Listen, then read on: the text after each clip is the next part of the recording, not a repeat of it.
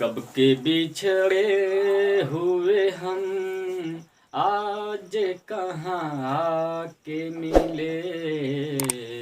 कब के बिछड़े कब के बिछड़े। नमस्कार दोस्तों, मैं हूं प्रमोद अरोड़ा और आप देख रहे हैं रोजगार विद प्रमोद यूट्यूब चैनल।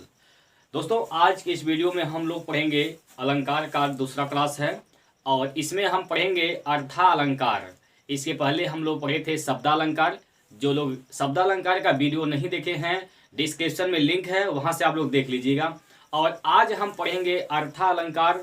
दोस्तों, उत्तर प्रदेश पुलिस परीक्षा के दृष्टि से हम लोग इसको टारगेट किए हैं और उसी हिसाब से हम लोग पढ़ाई कर रहे हैं। ठीक है दोस्तों, तो चलिए, जिन लोगों को, जिन कैंडिडेट को पुलिस की परीक्षा देनी है, उनके लिए यह वीडियो बहुत महत्वपूर्ण है।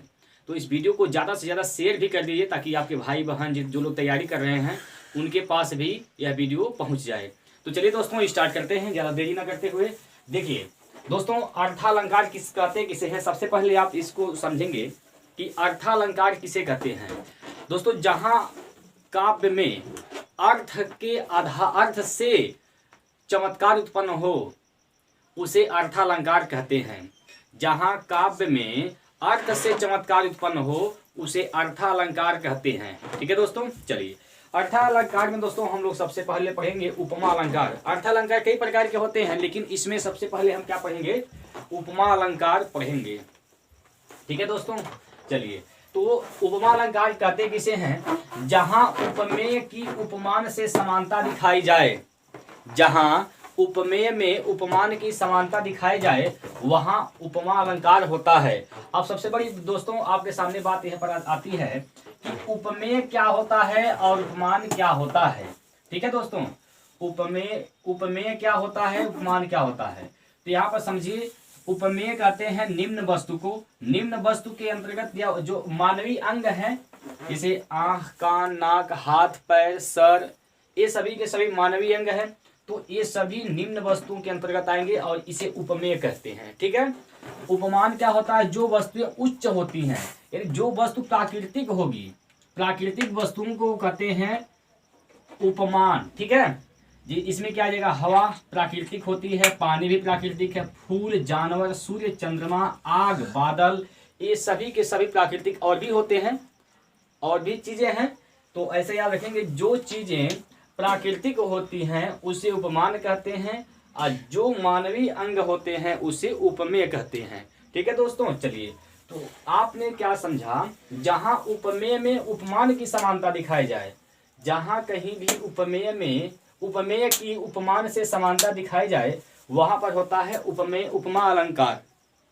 ठीक है, जैसे मुख सा चांद, मुख सा चांद, इसमें दोस्तों गौर करेंगे, मुख मानवीय अंग है तो यह क्या हो जाएगा, यह हो जाएगा उपमेय।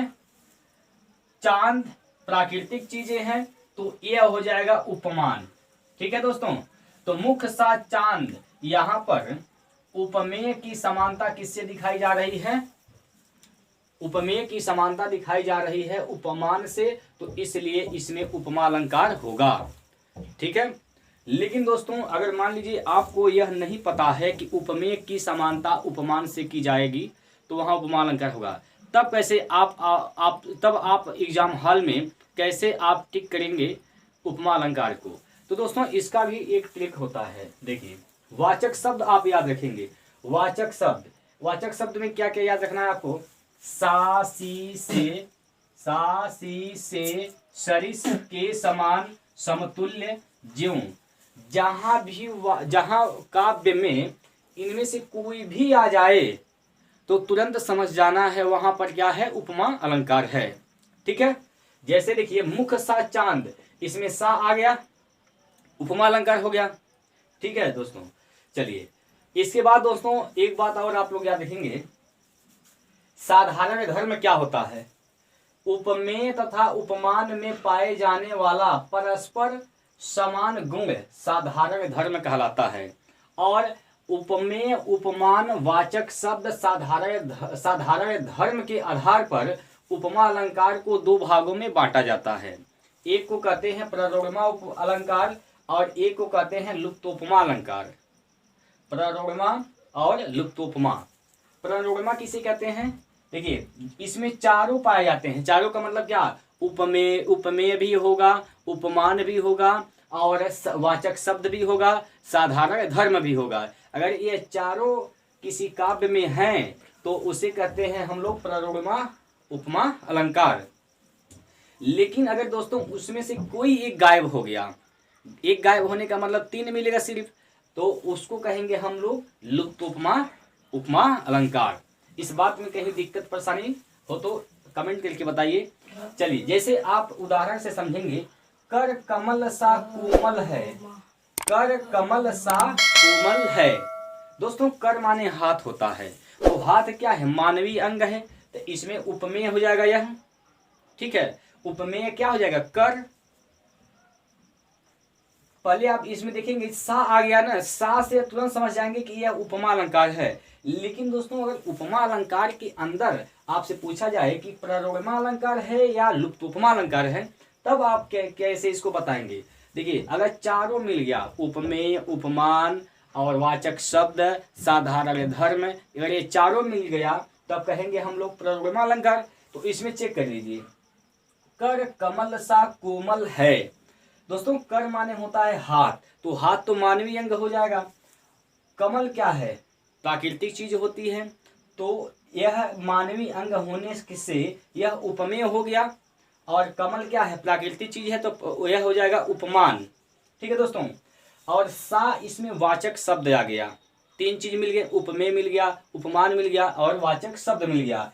कोमल, यह जो है साधारण धर्म, इसका क्या है? कोमल। ठीक है, तो इसमें साधारण धर्म मिल गया, तो इसमें चारों मिल गया दोस्तों। तो चारों मिलने की वजह से कर कमल सा कोमल है में प्रणोरमा अलंकार हो जाएगा।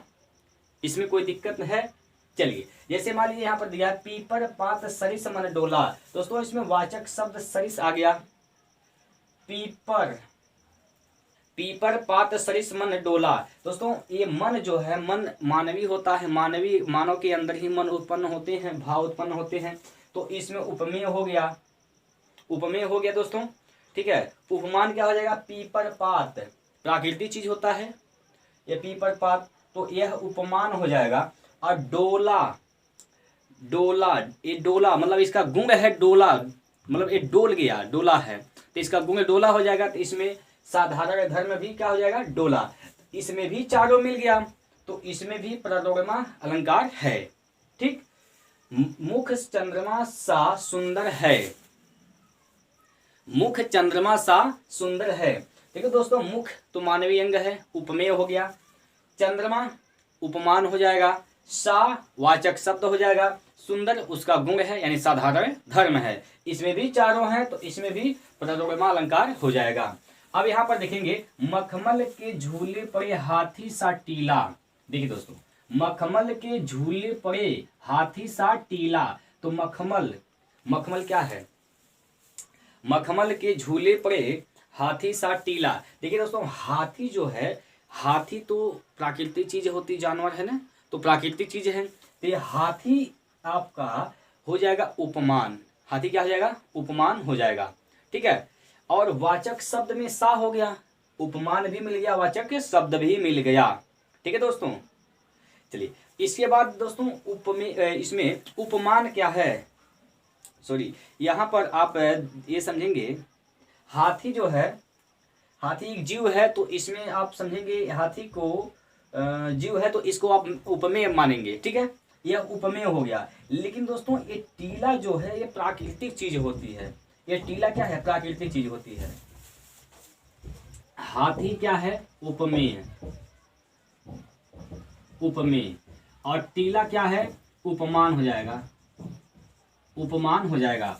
सा क्या है? वाचक शब्द, वाचक शब्द हो गया। ठीक है, और इसमें क्या मिल रहा है? और कुछ मिल नहीं रहा है, तो इसमें आपको साधारण धर्म मिल रहा है। क्या साधारण धर्म दोस्तों नहीं मिल रहा है? तो इसमें 3 ही मिले, वाचक शब्द मिला, उपमेय मिला, उपमान मिला, लेकिन साधारण धर्म नहीं मिला। तो इसमें कौन सा अलंकार हो जाएगा? लुप्तोपमा अलंकार हो जाएगा। आइए दोस्तों अब पढ़ते हैं अगला अलंकार, जिसका नाम है रूपक अलंकार। रूपक अलंकार दोस्तों किसे कहते हैं? जहां उपमेय व उपमान एक रूप हो जाएं वहां उपमा रूपक अलंकार होता है। एक बार फिर समझिए, जहां उपमेय व उपमान ये दोनों एक हो जाएंगे वहां होता है रूपक अलंकार। जैसे दोस्तों आपने एक गाना सुना होगा, पायो जी पायो मैंने राम रतन धन पायो। ये गाना सुने हैं दोस्तों? देखिए, पायो जी पायो मैंने राम रतन धन पायो, तो इसमें क्या है दोस्तों, राम रतन को विचार करिएगा। राम रतन को देखिए, राम रतन, राम क्या है, एक मानवीय अंग ही तो है, मानवीय चीज है, यह निम्न चीज है। रतन क्या है, रतन प्राकृतिक चीज होता है। तो ये दोनों मिलकर राम रतन बन गया और राम रतन नामक धन बन गया, तो यह एक हो गया, तो इसलिए इसमें रूपक अलंकार हो जाएगा। ठीक है। इसके बाद, बीती विभावरी जागरी, अंबर पनघट में डुबो रही तारा घाट उषा नागरी। अंबर पनघट, देखिए दोस्तों, अंबर प्राकृतिक चीज, पनघट निम्न चीज है, तो ये दोनों मिलकर एक रूप बन गया, अंबर पनघट। फिर यहां देखिए, तारा प्राकृतिक चीज, घाट निम्न चीज होता है, तो ये दोनों मिलकर हो गया है एक रूप। ठीक, तो यहां भी हो जाएगा रूपक अलंकार। ऐसे ही आप इसको याद रखेंगे। चलिए अगले वीडियो में फिर दोस्तों मिलते हैं। तो आज के लिए इतना ही। जय हिंद, जय भारत।